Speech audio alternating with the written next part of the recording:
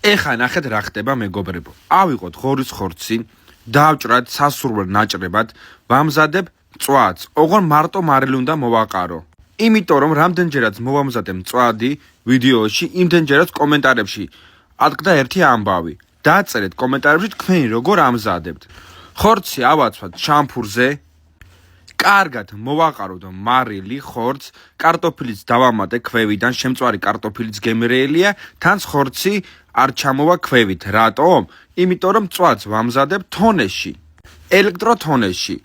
სახლის პირობებში არის იდეალური, ბოლი არ აქვს, რბილი და გემრიელი მწვადი მზადდება ამაში.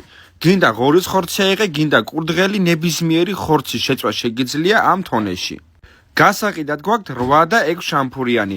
მეტი ინფორმაციისთვის მომწერეთ და გიპასუხებთ ყველას. აი ესეთი მწვადი მომზადა ჩვენ თონეში მეგობრებო. ამის შეძენა შეგიძლიათ მანგალ ჯორჯიაში, ან უნდა დაურეკოთ 599 95 94 47 საკონტაქტო ნომერზე. ეხა კი გამოიწერეთ არხი და დაალაიქეთ ვიდეო მეგობრებო.